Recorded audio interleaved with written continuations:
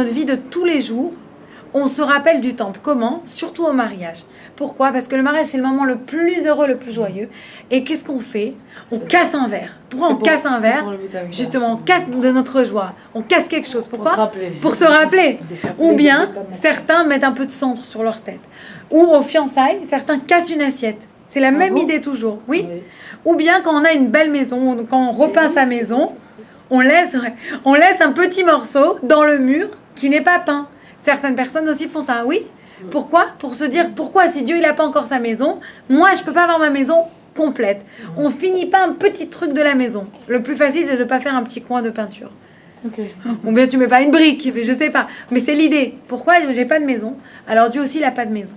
Et ne vous faites pas de film. Dieu il a envie de revenir. C'est pas comme si Dieu il est heureux.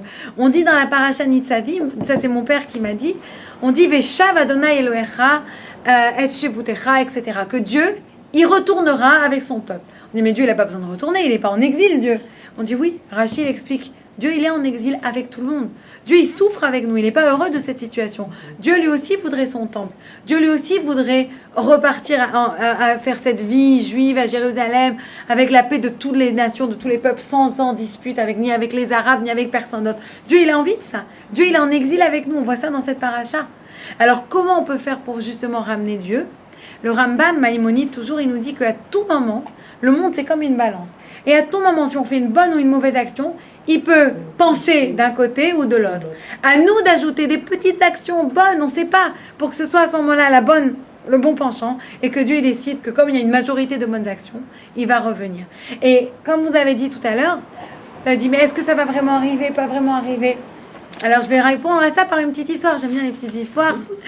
Il y avait un jour ces trois grands sages. C'est raconté ça donc dans une pas une mara, j'arrive plus à dire, comme une Mishnah, on va dire. C'est raconté cette histoire qu'il y avait ces rabbins, Rabban Gamliel qui est un grand rabbin, Rabbi Elazar, Rabbi Yoshua et Rabbi Akiva. Tous ces quatre-là, ils se baladaient, ils sont partis à Jérusalem après. Donc eux, ils habitaient après la destruction du deuxième temple aussi. Et voilà qu'ils arrivent près des ruines du Beth Amikdash à Yerushalayim et ils voient un renard qui sort de ces ruines. Et là, Rabban Gamliel, Rabbi Elazar et Rabbi Yoshua, les trois, se mettent à pleurer. Et ils se tournent vers Rabbi Akiva et Rabbi Akiva, lui, rigole. Il rit. Il dit, mais qu'est-ce que tu ris? C'est pas triste de voir la destruction du temple? C'est pas triste de voir que la prophétie du prophète, elle s'est réalisée, que si les Juifs ils font pas teshuva, le temple il va se détruire et tu vas retrouver que des renards ils vont sortir de tes ruines, etc.